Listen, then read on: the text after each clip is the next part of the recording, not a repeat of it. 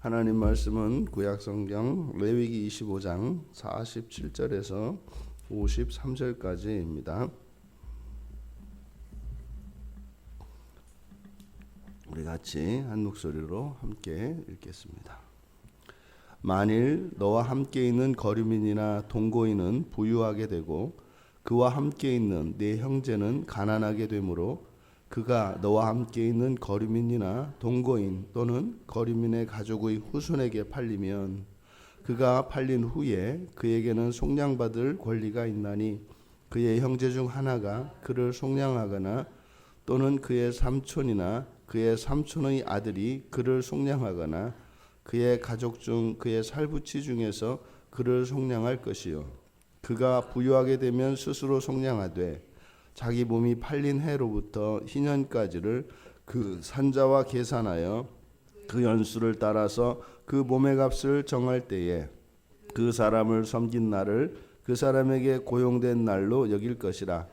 만일 남은 해가 많으면 그 연수대로 팔린 값에서 속량하는 값을 그 사람에게 도로 주고 만일 희년까지 남은 해가 적으면 그 사람과 계산하여 그 연수대로 속량하는 그 값을 그에게 도로 줄지며 주인은 그를 매년의 삭군과 같이 여기고 내 목전에서 엄하게 부리지 말지니라. 아멘. 히브리 사회에 있는 이 이스라엘 자손들의 사회에 있는 아주 독특한 공동체를 보호하는 독특한 이 고엘 제도에 관한 것입니다. 우리가 룻기에서 한번 살펴보았습니다만 이 고엘 제도는 동족의 이 재산, 이 빚을 갚아주는 부분, 그리고 이제 자녀가 없이 아내들만 홀로 남겨진 경우에 그 아내들로 하여금 그 기업을 물을 수 있는 이제 아들을 낳도록 하는 것, 이것이 이제 고엘 제도의 핵심입니다. 그래서 이 고엘 제도는 기업을 계속 물려받을 수 있도록 이어갈 수 있도록 하는 것이 이제 고엘 제도의 목표인데, 지금 본문에서는 그런 거죠. 이제 이스라엘 공동체 내에 이방인들이 들어와서 함께 거주합니다. 근데 그들은 기업이 없죠. 그래서 주로 이제 이방인들이 하는 일은 이제 장사, 상업입니다.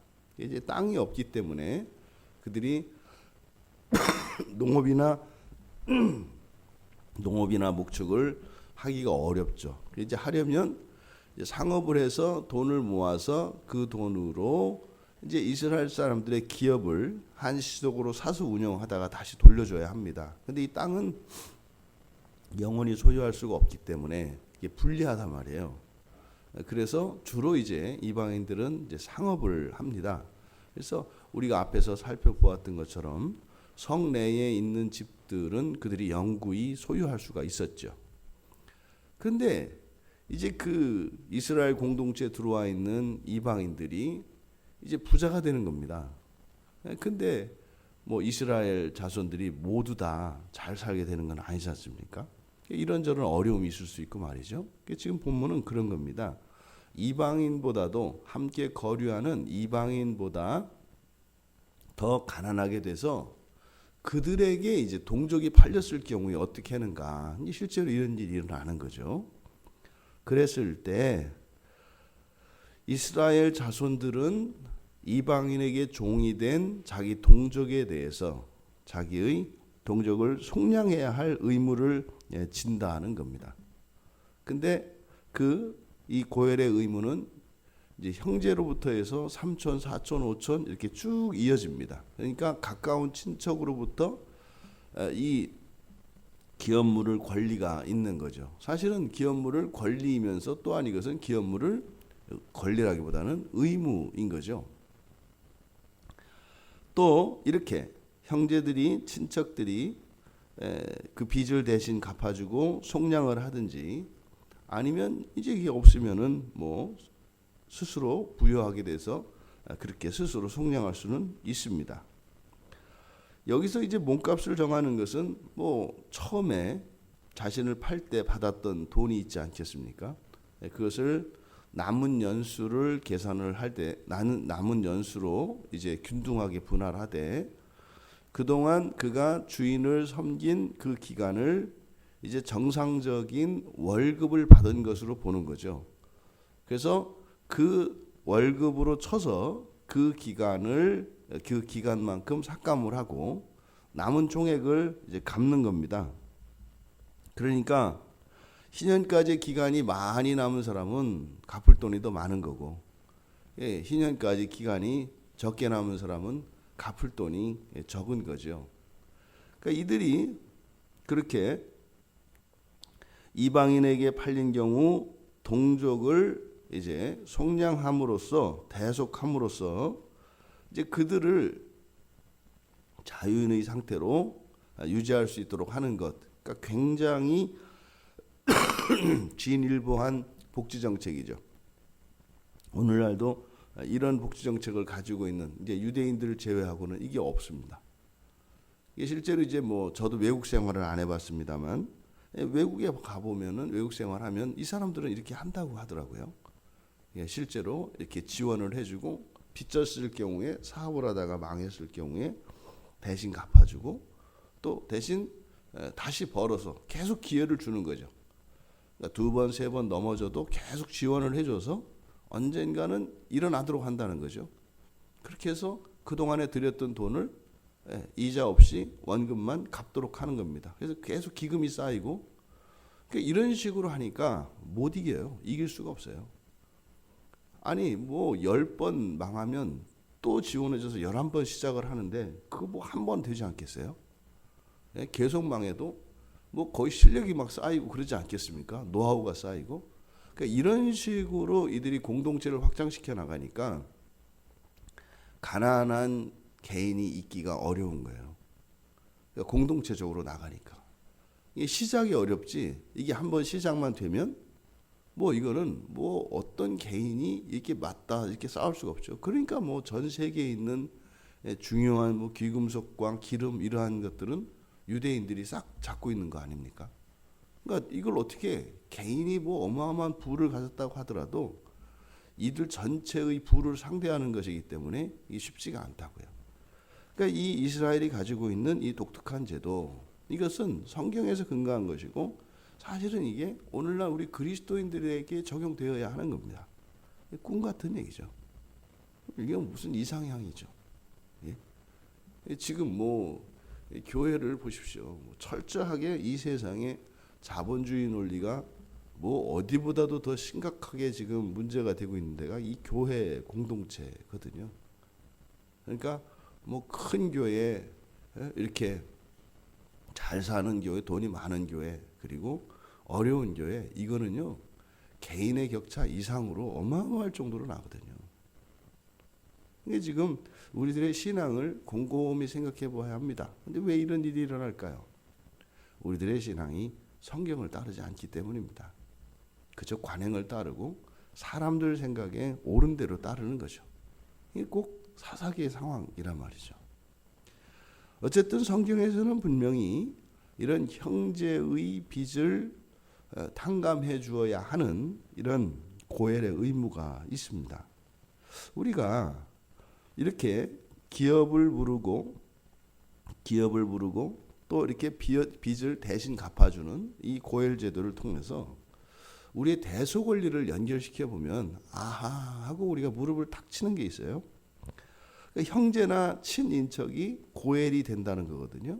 고엘은 뭐예요? 제가 망하면 빚을 대신 갚아주는 사람입니다. 물론 이것은 의무입니다만 능력이 없거나 또 그것을 원하지 않을 경우에는 뒤로 넘길 수가 있습니다. 그런데 친인척이 없는 경우에는 자기 스스로 벌어서 갚는 수밖에 없어요. 고엘 제도가 있다 하더라도 형제나 친인척이 없으면 또 소용이 없단 말이에요. 그러니까요, 우리들의 이 죄, 이게 이제 빚으로 이제 보통 이해가 되어지는데, 그러니까 죄값을 치른다. 그러니까 죄는 빚이거든요. 우리가 대속을 받았다. 그건 예수님께서 우리의 빚을 대신 갚아주셨다는 거예요. 왜요? 우리 스스로 이 세상에게 우리를 팔았어요. 이렇게 팔아 넘겨서 우리 스스로 마귀의 종이 되어버렸어요.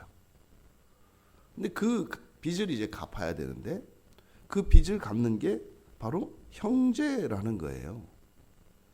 그러니까 우리가 그 구원의 진전의 과정에서 우리가 이게 종이 되었다가 이게 하나님의 친구가 되었다가 또 하나님의 자녀가 되지 않습니까?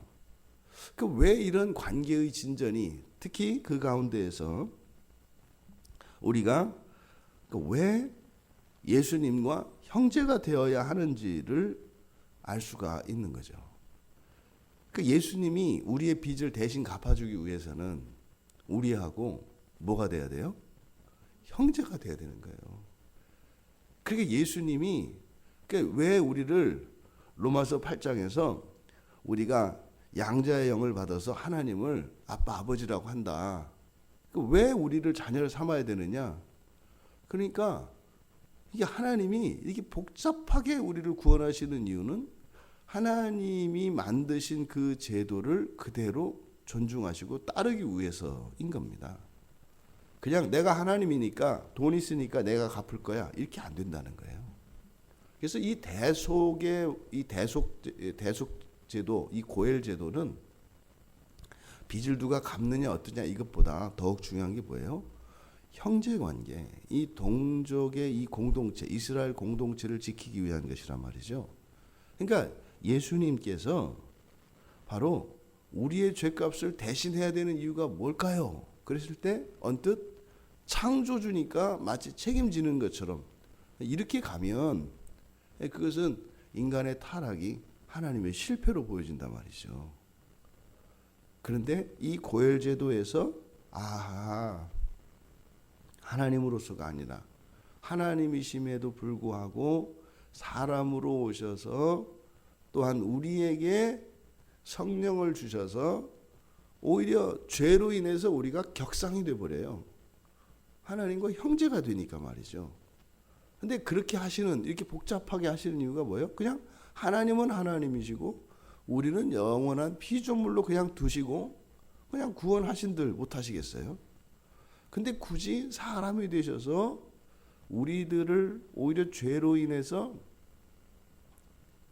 하나님의 양자를 삼으시는, 하지만 하나님은 낮아지셔서 사람이 되시고 우리의 형제가 되시는, 이게 바로 이 고엘 제도의 근거에서 대속하기 위해서 우리의 빚을 탕감하기 위해서 하신 것이구나 라고 하는 것을 우리가 깨달을 수 있는 거예요.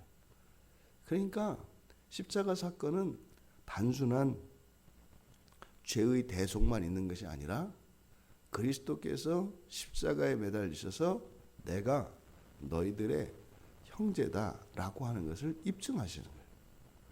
하나님이신 그 예수께서 내가 하나님이 아니라 너희들의 형제다. 그 빚을 대신 갚아주니까요. 그 기업을 물러주니까요. 종된 우리를 구속하기 위해서 그 부채를 갚아주시니까. 그러니까 예수님이 우리의 형제이신 것을 나타내시는 것이죠. 그러니까 예수님은 죽기까지 우리를 사랑하셨다 할 때 그 사랑은 창조주 하나님께서 우리같이 정말 벌레만도 못한 죄인들을 사랑하셨다. 이렇게 단순히 이거는 너무 격차가 큰 거예요. 그러니까 예수님이 우리를 사랑하신 건 어떻게 해요? 그 이전에 형제가 되셔서 우리를 하나님의 자녀로 삼으셔서 그래서 동등한 관계가 돼서 우리의 빚을 형제로서 갚아주신 형제애가 나타나는 것이 십자가 사건인 거죠. 창조주 하나님이 죽으시는 것이 아니라 우리의 오빠가, 우리의 형이 나를 대신하여 죽으신 거예요. 그냥 십자가 대속 사건을 하나님의 죽음 이랬을 때는 이 하나님의 그 초월성 때문에 우리에게 이렇게 가슴에 이렇게 와닿질 않아요.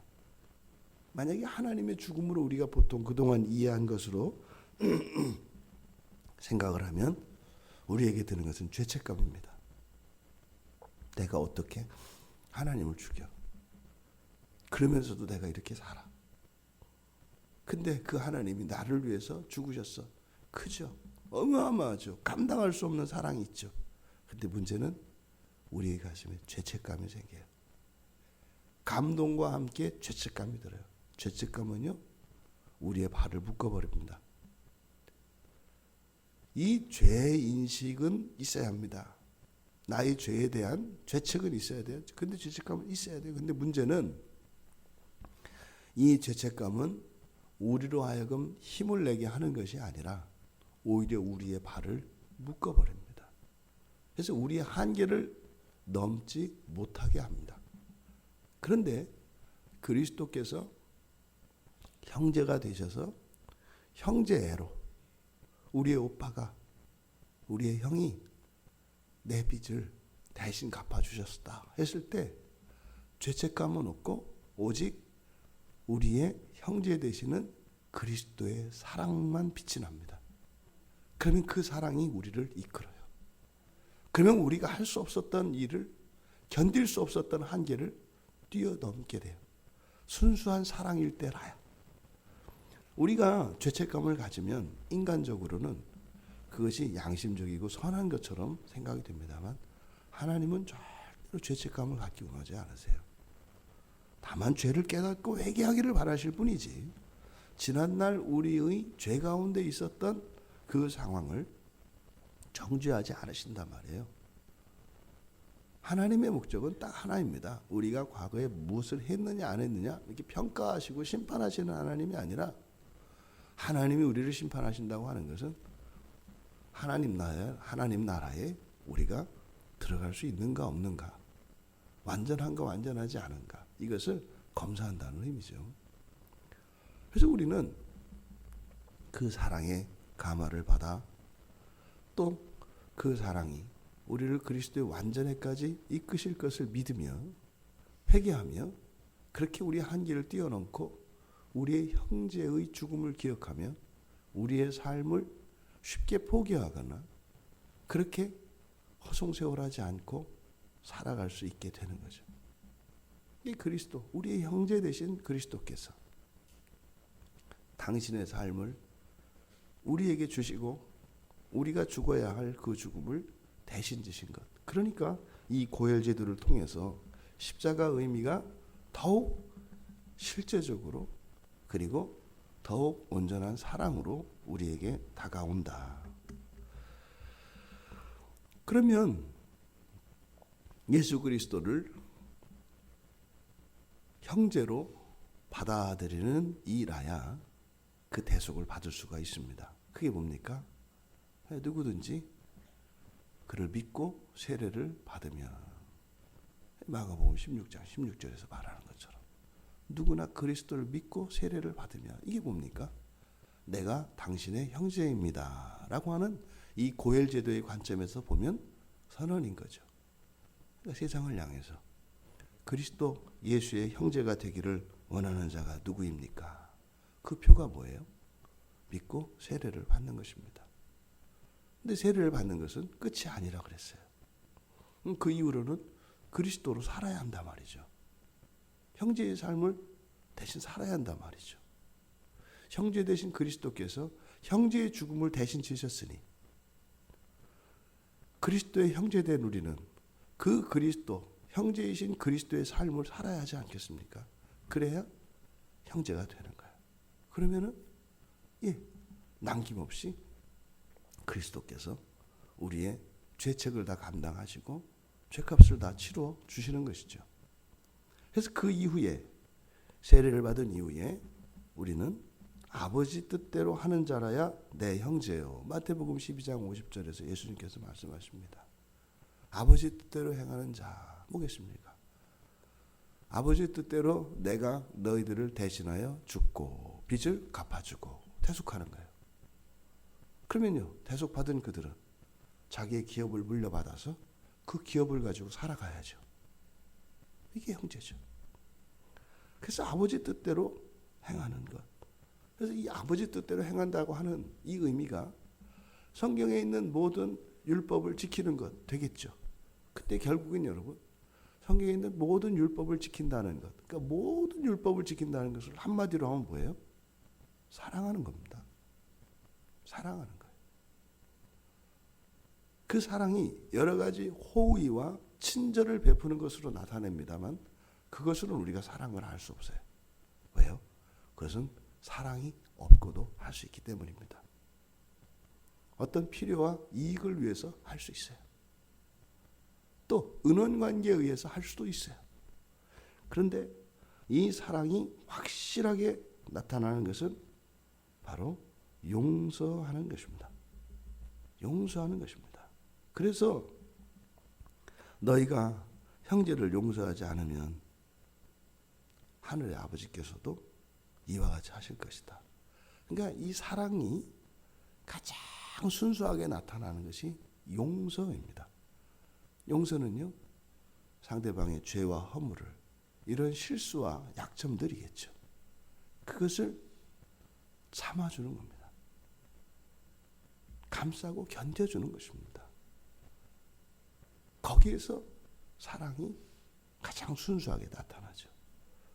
예수 그리스도의 사랑이요, 우리의 병을 고쳐주시고 우리에게 돈을 주시는 데서 그리스도의 사랑이 나타나는 것이 아니라 십자가에서 대신 죽으심으로 그 사랑을 나타내셔요.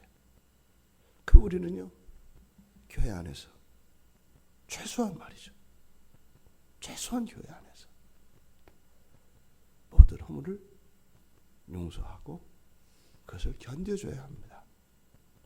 이것은 단지 교회 공동체의 이렇게 보다 높은 수준의 윤리를 이야기하는 것이 아니죠.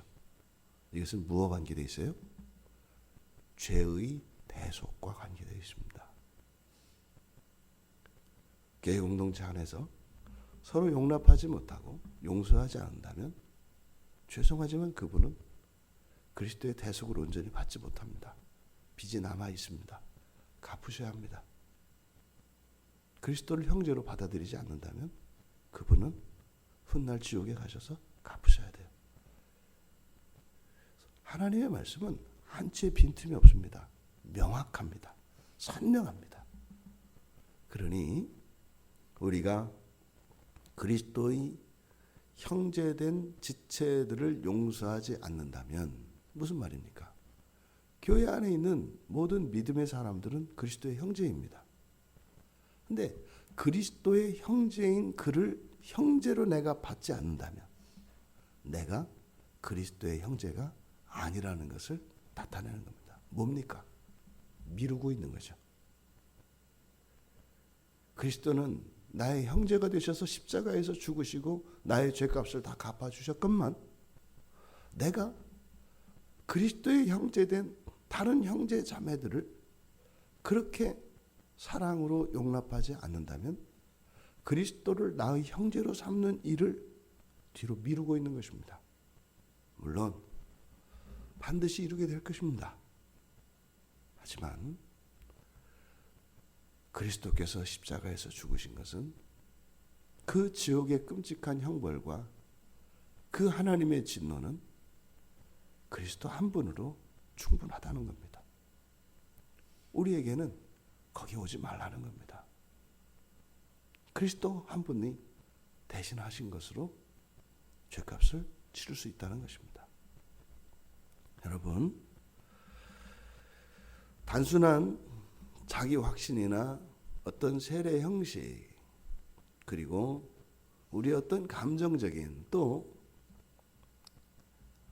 한두 번의 이런 친절과 호의, 이런 것이 아니라 용서에서 사랑이 나타나고 그 용서의 이유는 그리스도와의 형제 관계의 절대적인 관계인 것을 성경은 이야기합니다. 만약에 우리가 그렇게 하지 않는다면 그러면 그리스도의 형제로 인정해주지 않겠다는 거예요. 원한다면. 내가 그리스도와 형제 되기를 원하지 않는다면 존중하겠다는 거예요. 근데 그 의미는 얼마나 두려운 것인지 우리는 알고 있습니다. 그래야 될 이유가 전혀 없습니다. 근데 왜 우리가 용서하지 못해요? 그 뒤에 갚아야 할 대속이 뭔지를 모르기 때문입니다. 참을 수 없다고요? 과연 그럴까요? 우리가 지옥을 잃어버렸기 때문에 그런 생각을 하는 거예요. 해도 너무한다고요? 정말 너무하는 게 뭘까요? 부디 이 고엘 제도를 통해서 더욱 선명하게 들어가는 이 대속의 원리를 통해 우리가 왜 교회 공동체 안에서 서로 사랑하고 용서하며 살아야 하는 것인가 하는 것이 실제적인 근거를 제공해주고 있습니다. 나에게 어떤 이유가 있는 것도 아니고 다른 지체에게 그런 참을 만한 이유가 있어서가 아니라 그리스도와 형제되기 위하여 그 아픔과 그 힘듦을 견디며 그리스도의 형제로 자매로 완전한 대속의 은혜를 누리는 우리 모두가 되시기를 주님의 이름으로 축원합니다. 존귀하신 하나님, 고엘 제도를 통해서 왜 그리스도께서 이 땅에 오셔서 저희들의 형제가 되어주시고 또 왜 저희 같은 죄인들을 하나님의 자녀로 삼아주셨는지 이 구약의 고엘 제도에 그 근거하고 있음을 깨닫게 되었습니다. 저희는 그리스도의 형제입니다. 또한 그리스도의 형제된 저희들은 또한 형제요 자매입니다. 저희들이 감당할 수 없는 이 죄의 무게를 대속해 주신 그리스도와 형제되는 것 외에는 이 종의 짐에서 이 종의 멍에에서 벗어날 길이 없는 줄 믿사오니 그리스도의 형제로 자매로 살아가는 저희들이 되게 하옵소서. 또한 그렇게 결단하게 하시고 저희들에게 지체들을 사랑하고 용서하고 기다려주며 기꺼이 그 아픔과 불편을 감당할 수 있도록 은혜를 더하여 주시옵소서. 감사하며 예수님의 이름으로 기도하옵나이다.